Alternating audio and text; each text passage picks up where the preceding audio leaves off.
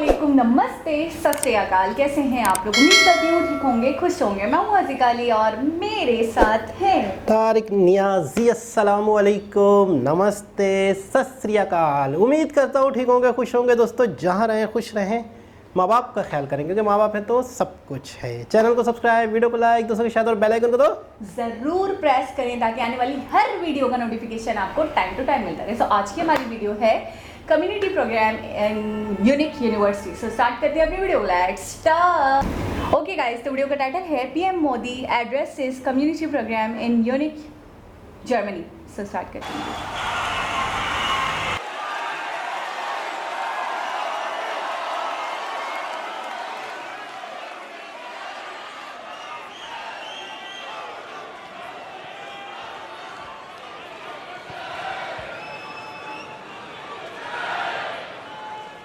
नमस्कार।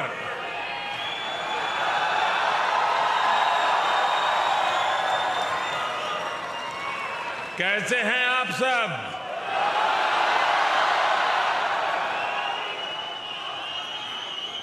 मुझे बताया गया कि आप में से कई लोग आज बहुत दूर दूर से लंबा सफर तय करके यहां आए हुए हैं। मैं आप सभी में भारत की संस्कृति, एकता और बंधुत्व के भाव का दर्शन कर रहा हूं।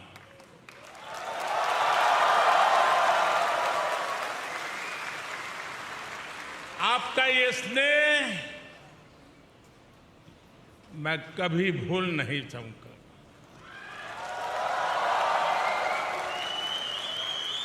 आपके इस प्यार के लिए, इस उत्साह और उमंग के लिए मुझे पूरा विश्वास है जो लोग हिंदुस्तान में इन खबरों को देखते होंगे उनका भी सीना गर्व से भर गया होगा।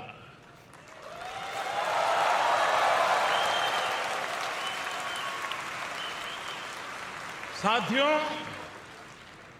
आज का दिन एक और वजह से भी जाना जाता है। आज 26 जून है। जो डेमोक्रेसी हमारा गौरव है, जो डेमोक्रेसी हर भारतीय के डीएनए में है, आज से 47 साल पहले इसी समय उस डेमोक्रेसी को बंधक बनाने, डेमोक्रेसी को कुचलने का प्रयास किया गया था। आपातकाल का कालखंड, इमरजेंसी भारत के वाइब्रेंट डेमोक्रेटिक इतिहास में एक काले धब्बे की तरह है। लेकिन इस काले धब्बे पर सदियों से चली आ रही लोकतांत्रिक परंपराओं की श्रेष्ठता भी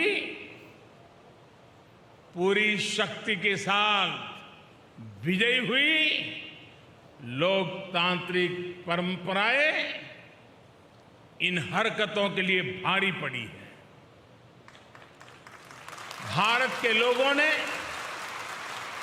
लोकतंत्र को कुचलने की सारी साजिशों का जवाब लोकतांत्रिक तरीके से ही दिया। हम भारतीय कहीं भी रहे, अपनी डेमोक्रेसी पर गर्व करते हैं।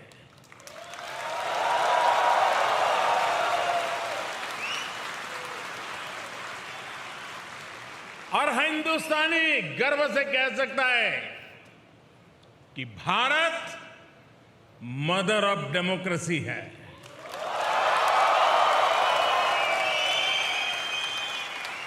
लोकतंत्र का हजारों वर्षों का हमारा इतिहास आज भी भारत के कोने कोने में जीवंत है। इतनी सारी भाषाएं, इतनी सारी बोलियां, इतने अलग अलग तरह के रहन सहन के साथ भारत की डेमोक्रेसी वाइब्रेंट है। हर नागरिक का विश्वास है, उसकी आशा है और प्रत्येक नागरिक के जीवन को सशक्त कर रही है। भारत ने दिखाया है कि इतने विशाल और इतनी विविधता भरे देश में डेमोक्रेसी कितने बेहतर तरीके से डिलीवर कर रही है।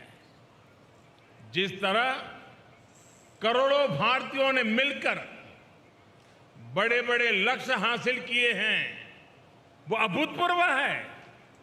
आज भारत का हर गांव ओपन डेफिकेशन फ्री है।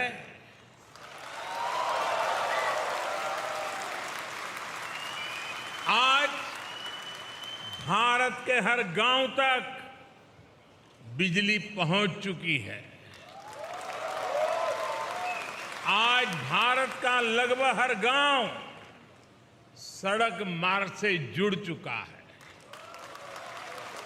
आज भारत के 99% से ज्यादा लोगों के पास क्लीन कुकिंग के लिए गैस कनेक्शन है। आज भारत का हर परिवार बैंकिंग व्यवस्था से जुड़ा हुआ है। आज भारत के हर गरीब को 5 लाख रुपए मुफ्त इलाज की सुविधा उपलब्ध है। कोरोना के इस समय में भारत पिछले 2 साल से 80 करोड़ गरीबों को मुफ्त अनाज सुनिश्चित कर रहा है। इतना ही नहीं, आज भारत में औसतन हर 10 दिन में, आज स्टार्टअप की दुनिया है ना, हर 10 दिन में एक यूनिकॉर्न बन रहा है। आज भारत में हर महीने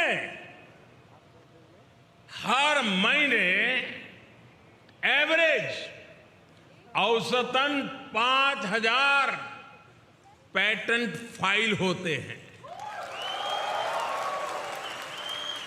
आज भारत हर महीने एवरेज औसतन 500 से अधिक आधुनिक रेलवे कोच बना रहा है।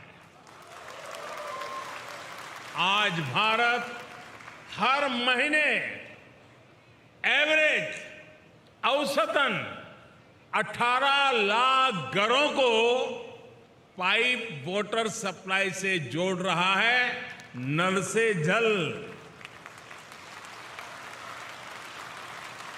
भारतीयों के संकल्पों की ये सिद्धियों की लिस्ट बहुत लंबी है। मैं अगर बोलता जाऊंगा तो आपके डिनर का टाइम हो जाएगा।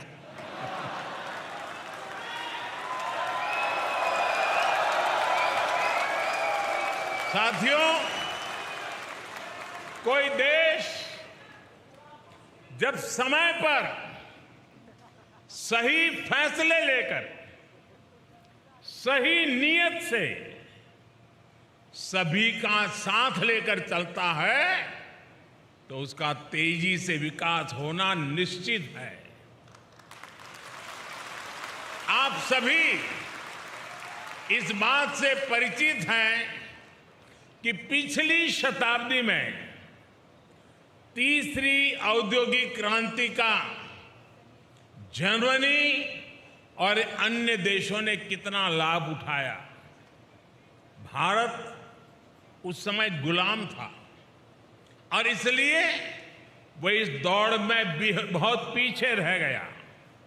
लेकिन आज 21वीं सदी का भारत चौथी औद्योगिक क्रांति में, इंडस्ट्री 4.0 में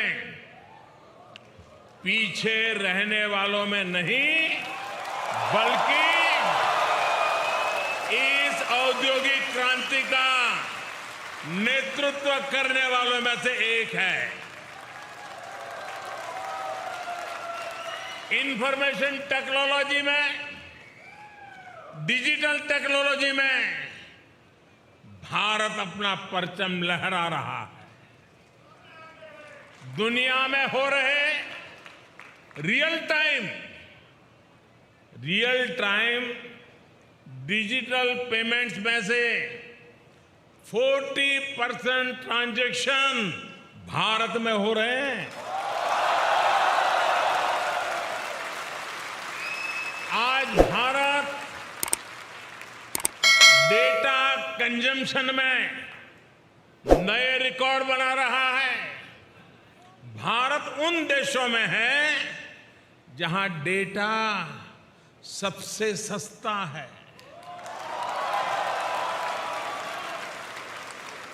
इक्कीसवीं सदी के नए भारत में लोग जितनी तेजी से नई टेक्नोलॉजी अपना रहे हैं, वो किसी को भी हैरान कर सकती है। कोरोना वैक्सीन लगवाने के लिए, वैक्सीनेशन सर्टिफिकेट पाने के लिए बनाए गए कोविन पोर्टल पर करीब 110 करोड़ रजिस्ट्रेशन हुए हैं।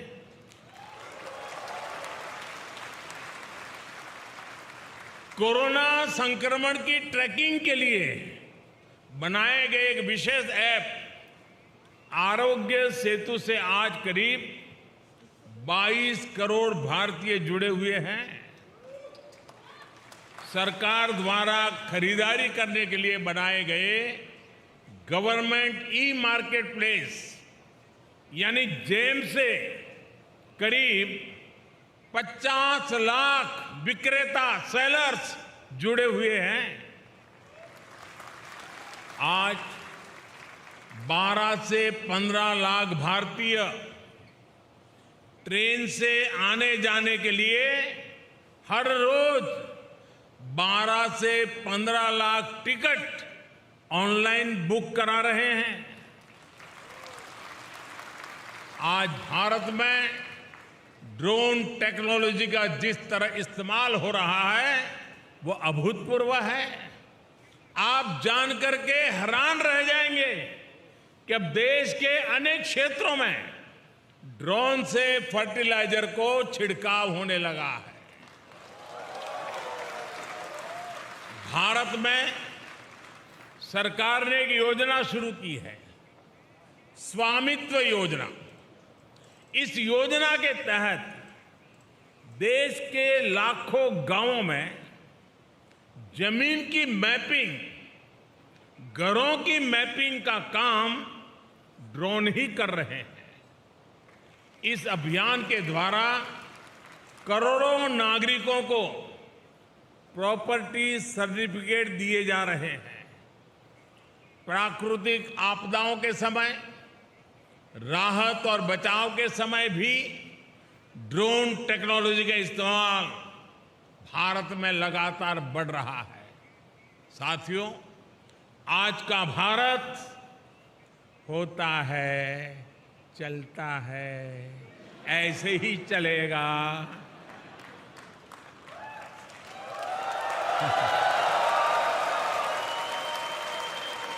उस मानसिकता से बाहर निकल चुका है दोस्तों। आज का भारत की पहचान है, करना ही है और समय पर करना है। इस संकल्प के साथ हिंदुस्तान चल रहा है। भारत अब तत्पर है, तैयार है अधीर है। भारत अधीर है प्रगति के लिए, विकास के लिए। भारत अधीर है अपने सपनों के लिए। अपने सपनों को संकल्प के लेकर के सिद्धि तक पहुंचाने के लिए अधीर है। भारत आज अपने सामर्थ्य में भरोसा करता है, अपने आप में भरोसा करता है। इसलिए आज हम पुराने रिकॉर्ड तोड़ रहे हैं और नए लक्ष्य हासिल कर रहे हैं। आप किसी भी क्षेत्र में देखिए, मैं एक उदाहरण देता हूं आपको। भारत ने 2016 में तय किया था कि 2030 तक हमारी कुल बिजली उत्पादन क्षमता का 40% नॉन फॉसिल फ्यूल से होगा। अभी 2030 से हम 8 साल दूर हैं, लेकिन भारत ये लक्ष्य हासिल कर चुका है। हमने पेट्रोल में 10% एथेनॉल ब्लेंडिंग का टारगेट रखा था। ये लक्ष्य भी देश ने डेडलाइन से 5 महीने पहले ही हासिल कर लिया। भारत में कोविड वैक्सीनेशन के स्पीड और स्केल से भी आप भली भांति परिचित हैं। आज भारत में 90% एडल्ट्स को वैक्सीन की दोनों डोज लग चुकी है। 95% एडल्ट्स ऐसे हैं जो कम से कम 1 डोज ले चुके हैं। ये वही भारत है जिसके बारे में कुछ लोग कह रहे थे कि 1.25 अरब आबादी को वैक्सीन लगाने में 10-15 साल लग जाएंगे।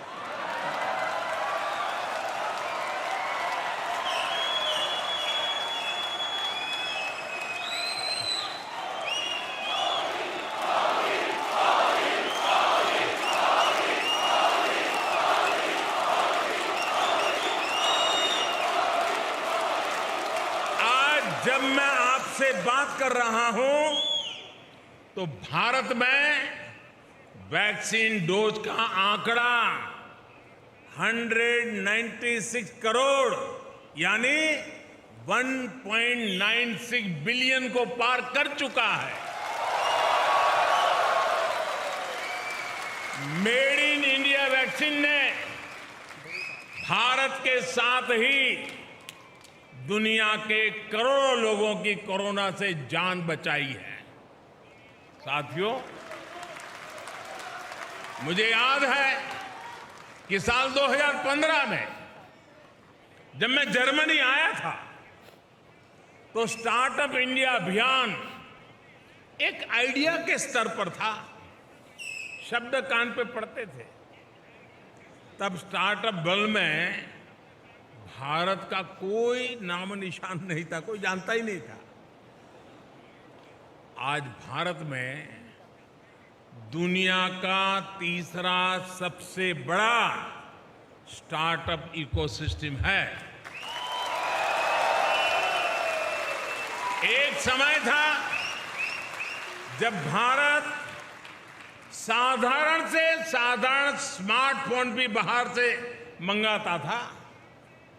आज भारत दुनिया का दूसरा सबसे बड़ा मोबाइल फोन मैन्युफैक्चरर है और अब भारत में बने मोबाइल दुनिया भर में जा रहे हैं।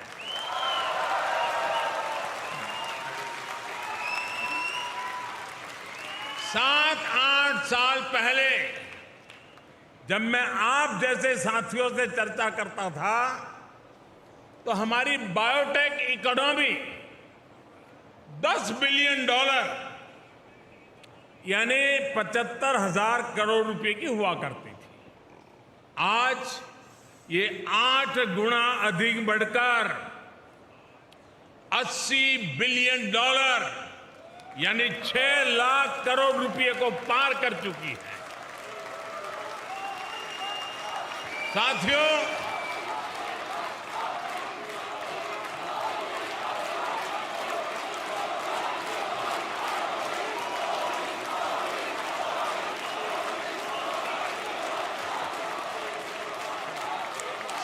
मुश्किल से मुश्किल हालातों में भी भारत के लोगों का हौसला ही हमारी सबसे बड़ी ताकत है।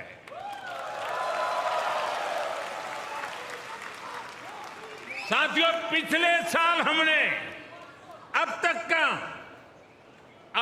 का हाईएस्ट एक्सपोर्ट किया है। ये इस बात का सबूत है कि एक और हमारे मैन्युफैक्चरर्स नए अवसरों के लिए तैयार हो चुके हैं, वहीं दुनिया भी हमें उम्मीद और विश्वास से देख रही है। बीते ही वर्ष भारत ने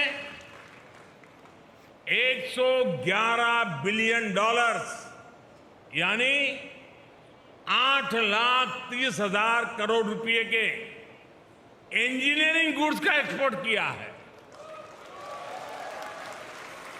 भारत के कॉटन और हैंडलूम प्रोडक्ट्स के निर्यात में भी 55% की बढ़ोतरी हुई है।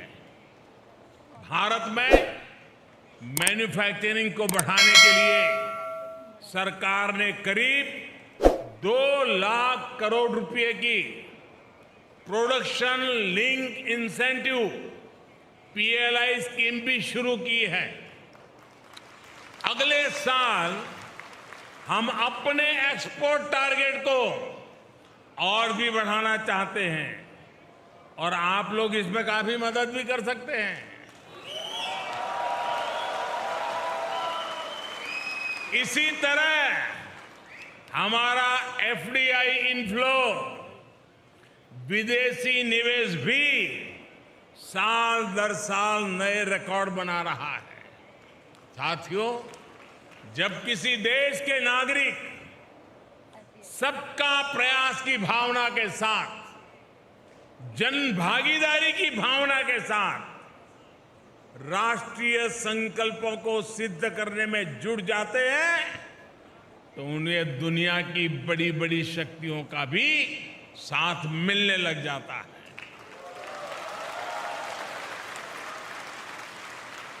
आज हम देख रहे हैं कि किस तरह दुनिया की बड़ी शक्तियां भारत के साथ कंधे से कंधा मिलाकर चलना चाहती है। अपने देशवासियों की संकल्प शक्ति से आज भारत प्रगति के पथ पर निरंतर आगे बढ़ रहा है।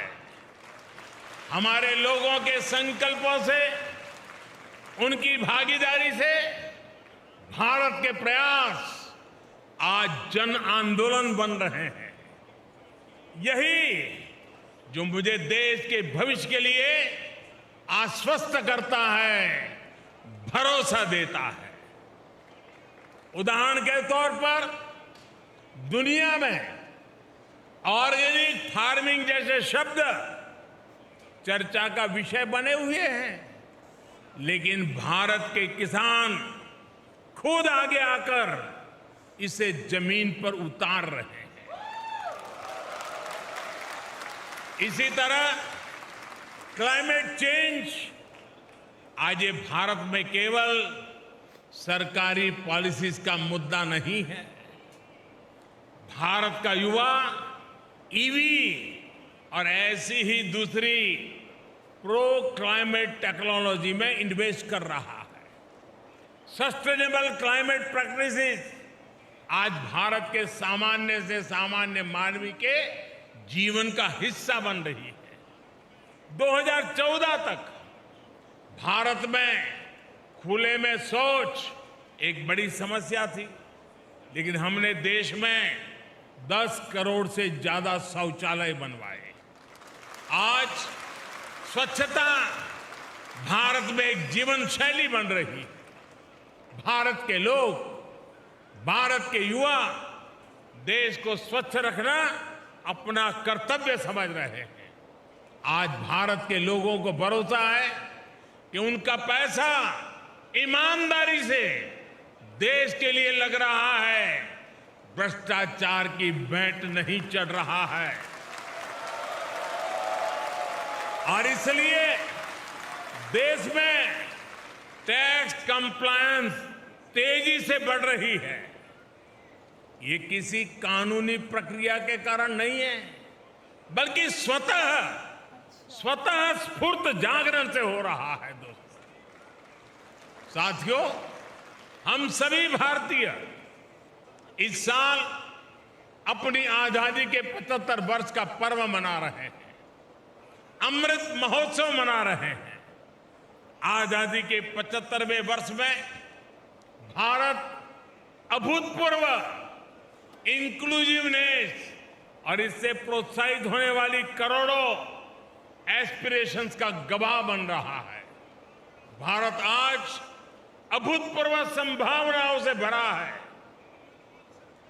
भारत एक मजबूत सरकार के नेतृत्व में, एक स्थिर सरकार के नेतृत्व में, एक निर्णायक सरकार के नेतृत्व में नए सपने भी देख रहा है, नए संकल्प भी ले रहा है और संकल्पों को सिद्धि में परिवर्तित करने के लिए जी जान से जुटा हुआ भी है। हमारी पॉलिसी स्पष्ट है और रिफॉर्म्स के लिए भरपूर कमिटमेंट है। 5 साल बाद हमें कहां पहुंचना है ये भी तय है और आने वाले 25 साल के लिए जब देश आजादी की शताब्दी मनाएगा, 25 साल के बाद हमें कहां पहुंचना है, 25 साल के लिए आत्मनिर्भरता का रोड मैप भी तैयार है। साथियों, वो दिन चले गए।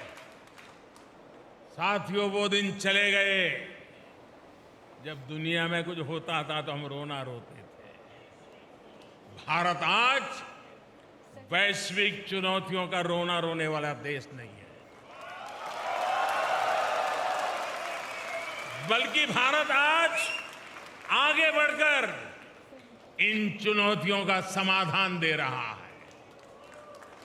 कोalition for disaster resilience fund CDRI के माध्यम से हम पूरी दुनिया को आपदाओं से लड़ने में सक्षम बनाना चाहते हैं। आज हम इंटरनेशनल सोलर अलायंस के जरिए दुनिया भर के देशों को एक मंच पर ला रहे हैं ताकि सस्ती और एनवायरमेंट फ्रेंडली एनर्जी का लाभ दुनिया को दे सके। वन सन, वन वर्ल्ड, वन ग्रिड, ये सपना हमने दुनिया के सामने रखा है। इसके लाभ भारत ने बीते 8 वर्ष में खुद अनुभव भी किए हैं। भारत में सोलर पावर की रिकॉर्ड कैपेसिटी तो बिल्ड हुई है, ये 2-2.5 रुपए प्रति यूनिट के हिसाब से उपलब्ध है। ग्रीन हाइड्रोजन को लेकर भी जिस स्केल पर भारत काम कर रहा है, जर्मनी जैसे मित्र देशों के साथ साझेदारी कर रहा है, तो उसमें भी मानवता का ही हित है। भारत में WHO centre for traditional medicine स्थापित होने से भारत दुनिया की प्राचीन चिकित्सा पद्धतियों का ग्लोबल सेंटर भी बन रहा है। साथियों, योग की ताकत क्या है ये तो आप भली भांति जानते हैं। पूरी दुनिया को नाक पकड़वा दिया है। साथियों, आने वाली पीढ़ियों के लिए आज का नया भारत नई विरासत बनाने पर काम कर रहा है। नई विरासत बनाने के इस अभियान की सबसे बड़ी ताकत है हमारे नौजवान है, हमारा यूथ है। भारत के युवाओं को सशक्त करने के लिए 21वीं सदी की पहली एजुकेशन पॉलिसी लेकर हम आए हैं। पहली बार भारत में मातृभाषा में डॉक्टरी और इंजीनियरिंग की पढ़ाई तक का विकल्प दिया जा रहा है।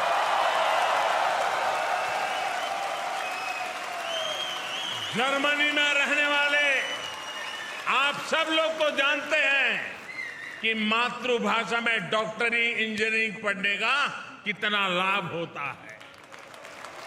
अब यही लाभ भारत के युवाओं को भी मिलेगा।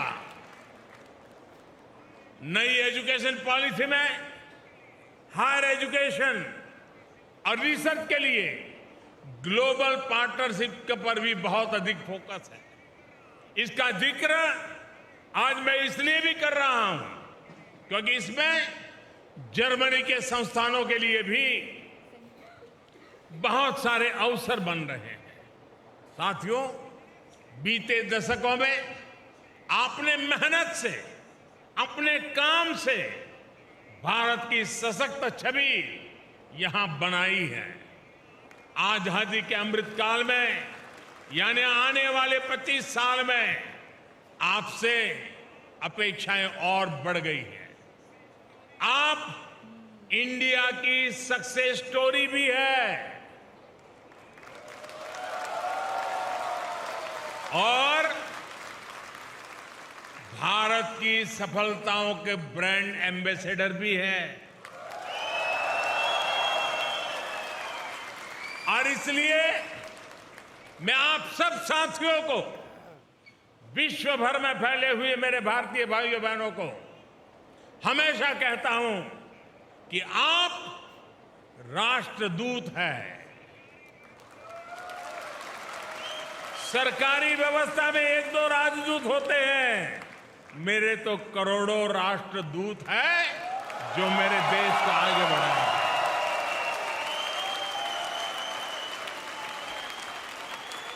साथियों, आप सबने जो प्यार दिया, जो आशीर्वाद दिए, जो उत्साह और उमंग के साथ इतना बड़ा शानदार कार्यक्रम बनाया, आप सबको मिलने का मुझे मौका मिला, इसलिए मैं एक बार फिर आप सभी का बहुत बहुत आभार व्यक्त करता हूं।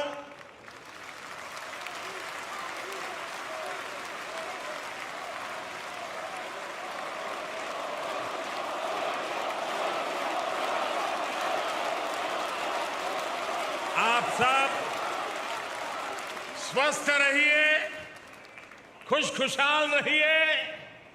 भारत माता की, भारत माता की, भारत माता की। बहुत बहुत धन्यवाद।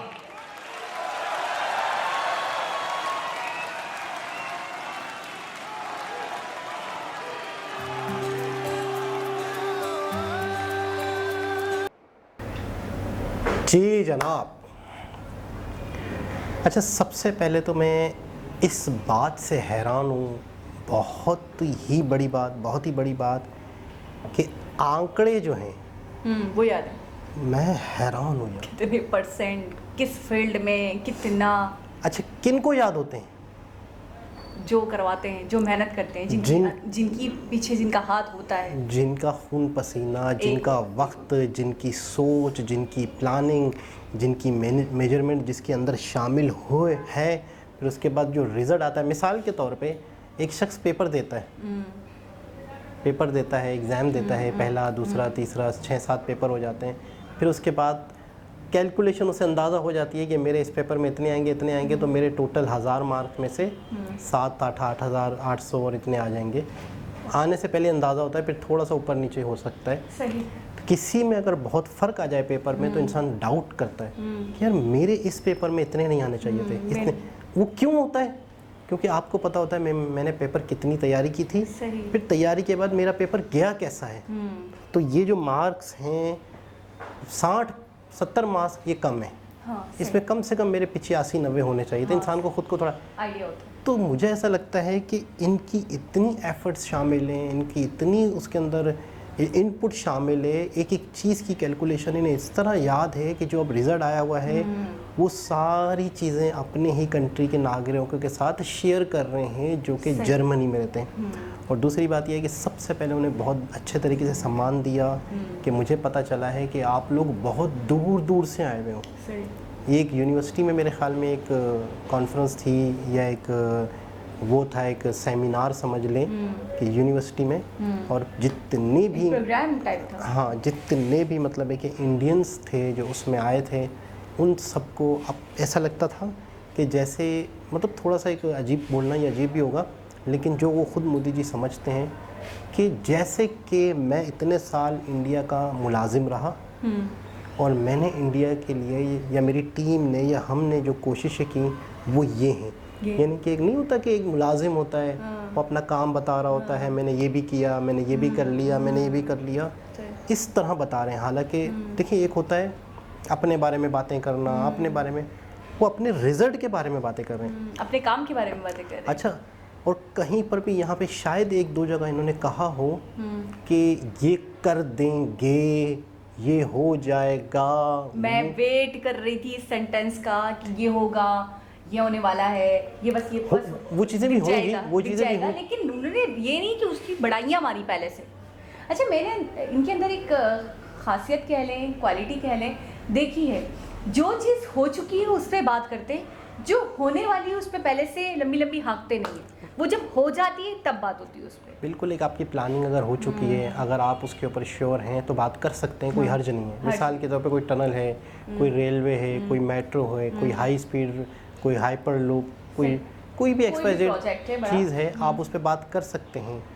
लेकिन इनके पास जो हो चुका है वो इतना कुछ कहने को है कि उसकी गुंजाइश ही नहीं बची। और दूसरी बात जो मैंने फील करा, ये आपका था ओपिनियन, मेरा ओपिनियन, मुझे ऐसा लगता है कि उनका एक नज़रिया ऐसा है कि हम उस बात पे बात क्यों करें जो कबलिस वक्त है, अभी जो हुआ ही नहीं है, जो मैंने दिया ही नहीं, मैं उस पर बात क्यों करूं, मैं उस पर बात करूं जो मैं दे चुका हूं, जो मैं करवा चुका हूं। बहुत खूबसूरत। अच्छा, दूसरी बात ये मैं देख रही थी कि पीछे वो जो स्क्रीन थी और जिस पे लोग भी कभी दिखते थे, कभी लिखा हुआ आता था म्यूनिक वेलकम्स मोदी, तो मैं सोच रही थी यार कभी मैंने ये नहीं देखा कि पाकिस्तान का कोई मिनिस्टर बाहर गया हो और लिखा हुआ है जैसे म्यूनिक वेलकम्स इमरान खान, या म्यूनिक वेलकम्स नवाज शरीफ, या म्यूनिक वेलकम्स आसिफ जरदारी। मतलब ये वाला जो सम्मान है ना, ये जो विश्व में, ये जो मैं कहूँगी एक दुनिया में जो एक मोदी जी का एक स्वैग है, मोदी जी की जो एक वैल्यू और रिस्पेक्ट है, मुझे पता नहीं क्यों ऐसा लगता है कि दूसरे मिनिस्टर्स की वो नहीं है। बिल्कुल, इसमें कोई शक अच्छा, नहीं। स्पेशली मैं सबकी तो बात नहीं कर सकती, लेकिन मैं स्पेशली अपनी बात करूँगी कि मैंने नहीं देखा वो सम्मान, वो रिस्पेक्ट है। दूसरी बात ये है कि बड़े बूढ़ों का कहना है, हमारे बुजुर्ग भी कहते हैं कि इज्जत करवाई जाती है, इसमें कोई भी शक नहीं। आप किसी को डंडे के जोर पे नहीं कह सकते कि जी आप मेरी इज्जत करो, जी आप मुझे इंपॉर्टेंस दो, आप मुझे वैल्यू दो। आपके काम से, आपके एटीट्यूड से, आपके नेचर की वजह से, आपके बिहेवियर की वजह से, आपके सलूक की वजह से लोग आपसे जुड़ते हैं और आपको वैल्यू देते हैं, इंपॉर्टेंस देते हैं। अब आते हैं जो आंकड़ों की बात करी मोदी जी ने, उसके ऊपर 40%, 60%, 30%, 35% ऑलमोस्ट, बहुत सारी चीज़ों की बात करी और बेतहाशा चीज़ें। अच्छा, जिनकी बहुत सारी ऐसी भी चीज़ें थी जिनकी हमने इंडिविजुअली भी वीडियोस देखी हैं डिटेल के साथ, जैसे फॉसिल फ्यूल के बारे में हवाले से हमने देखी थी वीडियो, ईवी के हवाले से हमने वीडियोस देखी थी, टनल्स के हवाले से अक्सर हम देखते रहते हैं, वैक्सीन के हवाले से हमने वीडियो देखी थी, रेलवे की वीडियोस अक्सर देखते रहते हैं। तो ये सारी बातें ऐसी हैं कि कन्फर्म्ड है, ऐसा नहीं है कि वो कुछ बोल रहे हैं और मे भी वो हमारी नज़रों से नहीं गुजरा। मैंने ये देखा वो जो भी चीज़ें, जो भी आंकड़े बता रहे हैं वो सब हमारी नज़रों से, यूनिकॉर्न के हिसाब से हमारी नज़रों से गुजर चुके हैं। अच्छा, यूनिकॉर्न तो मैं हैरान हो गई, 10 दिन में एक यूनिकॉर्न एवरेज यानी मिसाल के तौर पे कोई यूनिकॉर्न 15 दिन के बाद ऐलान हुआ, एक यूनिकॉर्न बन गया। कोई यूनिकॉर्न 30 दिन के बाद ऐलान हुआ यूनिकॉर्न बना है, स्टार्टअप, ठीक है। कोई यूनिकॉर्न 5 दिन में भी बन रहा होगा, तो इन्होंने बताया कि एवरेज 10 दिन आ रहा है, औसतन। बड़ी बात। अच्छा, स्टार्टअप के हवाले से भी कह रहे हैं कि पहले बिल्कुल भी इस तरफ माइंड नहीं था लोगों का, बिल्कुल भी हम हर चीज़ बाहर से मंगवाते थे। अच्छा, मैन्युफैक्चरिंग भी बहुत बाद में स्टार्ट की है, कह रहे हैं छोटे से छोटा पुर्जा, छोटे से छोटा पार्ट बाहर से आता था, रुझान ही नहीं था इस तरफ। असल में सबसे पहले तो ना एक बीमार शरीर है, एक बीमार जिस्म है। सही। सबसे पहले आपने उस बीमारी का पता लगाना है कि हमारा कंट्री अगर बीमार है, हमारा कंट्री अगर मोहताज है, हमारे कंट्री को पैसों की ज़रूरत है, तो ये लंगड़ा लूला क्यों है? तो सबसे पहले उन्होंने बीमारी का पता निकाला, मैन्युफैक्चरिंग, आत्मनिर्भर, ठीक है ना, एजुकेशन, बहुत सारी चीज़ें ऐसी हैं जो उन्होंने पता लगा ली कि ये चीज़ें हैं जिन्हें हमें सीधा करना है। फिर उसको सीधा करने में लग गए, ऑटोमेटिकली कंट्री सीधा हो गया। अच्छा, उसको सीधा करने में लग गए, वो सीधा हो गया तो बैठ गए सुकून से? नहीं। आपने देखा वो कितनी खूबसूरत बात है, मतलब मैं तो थोड़ी देर के लिए रिलेट भी नहीं कर पा रही थी कि ऐसा हो सकता है ड्रोन से फर्टिलाइजर छिड़कवाऊंगा।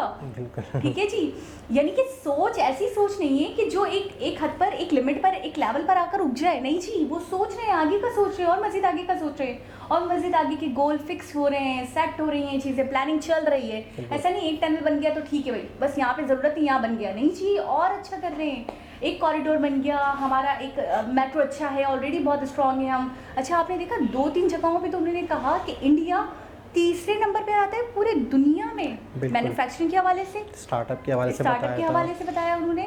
मैं हैरान हो गई कि कैसी इतनी तरक्की हो गई। अच्छा, सारी चीज़ें देखें हम घूम फिर कर, तो सारा कार्यकाल मोदी जी की सरकार में हुआ।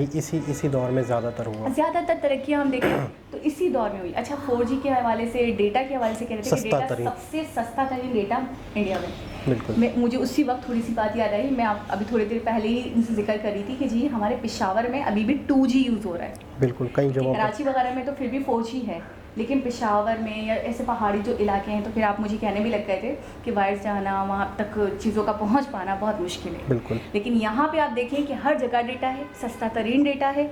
हमारा एक पैकेज होता है, अभी हम डिस्कस कर रहे थे कि एक महीने में 1500 रुपये का एक पैकेज होता है महीने का, रफली भी, और वहाँ पे सस्ता तरीन डेटा था। अच्छा, मुझे थोड़ा सा ना, जैसे मोदी जी ने बोला, मुझे वो औरत याद आ गई थी जिसकी हमने एक वीडियो देखी थी, फीमेल थी, वो जो बहुत ज़्यादा ही एक्साइटेड हो रही थी। 50 रुपए का जो डेटा डलवाया था उन्होंने, जो भी बातें कर रहे थे उसकी कंफर्मेशन मुझे अच्छा, वो बात करते थे, मैं रिलेट करती थी, वो वीडियो देखी थी, वो चीज़ें देखी थी, हाँ ऐसा तो हुआ था, तो सारी बातें कंफर्म्ड हो रही थी मुझे। और जाहिर सी बात है, मोदी जी वैसे भी जो भी बोलेंगे बिल्कुल वसूख के साथ बोलेंगे, बिल्कुल कंफर्म्ड बोलेंगे। अच्छा, बाहर जो कंट्री के लोग रहते हैं उनका बहुत बड़ा एक कंट्रीब्यूशन होता है कंट्री के साथ, क्योंकि वो बहुत सारा एक वो वाला अमाउंट पाकिस्तान या जैसे इंडिया भेजते हैं। कौन लोग जो बाहर कंट्रीज़ में रहते हैं, तो वो इकोनॉमी को चलाने में भी बड़ी मदद करते हैं। ब्रांड एम्बेसडर का कह तो दिया उन्होंने। बिल्कुल, बहुत बड़ी एक योगदान है उनका भी।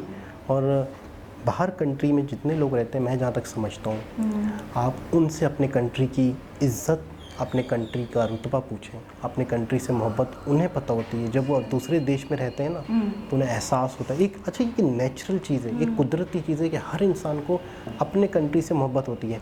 जब वो चीज़ अपने करीब होती है ना, जब एहसास नहीं होता। सऊदीया में, दुबई में, इन कंट्रीज़ में बहुत सारे पाकिस्तानी, इंडियन और बांग्लादेशी रहते हैं, जॉब करते हैं, मेहनत करते हैं।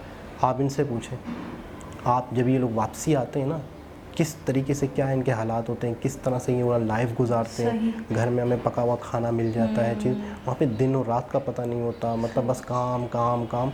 तो कंट्री की अहमियत बाहर रहने वालों को ज़्यादा फील होती है। ये लोग इतना एक्साइटेड दिख रहे थे, इतना जज्बाती दिख रहे थे, जैसे उनके ऊपर कैमरा आता था। पेंटिंग सिखा रहे थे बकायदा मोदी जी, मतलब वो एक प्यार का इजहार का। अच्छा, मैंने एक और चीज़ भी देखी है मोदी जी के अंदर, मुझे नहीं पता कि सारे पॉलिटिशियंस ने, क्योंकि मैंने बतौर मिनिस्टर ज़्यादा समझा है मोदी जी को, तो मैं उनके बारे में बोल रही हूँ।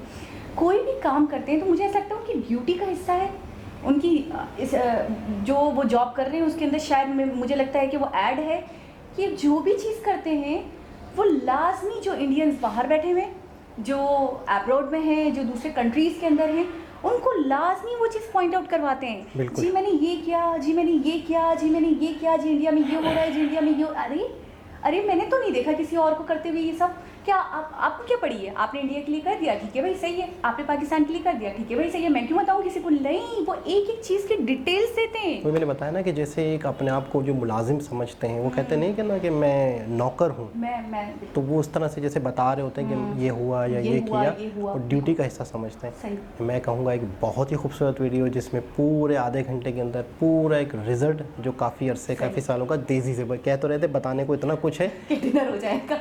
तो उन लोगों का डिनर बचाने के लिए बहुत ही अच्छा, मेरे सामने अगर मोदी जी ऐसे बोलते, मैं थोड़ा जलाऊं ना लोगों को जो जलने वाले हैं मेरी और मोदी जी की बॉन्डिंग देख के, तो मैं ही कहूँगी कि मेरे सामने अगर मोदी जी कह देते ना कि आपका डिनर हो जाएगा, अगर मैं बताने के लिए शुरू हो जाऊँ तो मैं कहती मैं आज डिनर स्किप कर दूँगी, मैं नहीं खाऊंगी। कईयों ने आवाज़ निकाली होगी, आवाज़ पहुंची नहीं होगी, कईयों ने कहा होगा कोई डिनर ही नहीं करेंगे, आप बस बोलें, इतना दूर, बोलते रहे। देखो इतना दूर से आए हुए जिनके लिए, सही।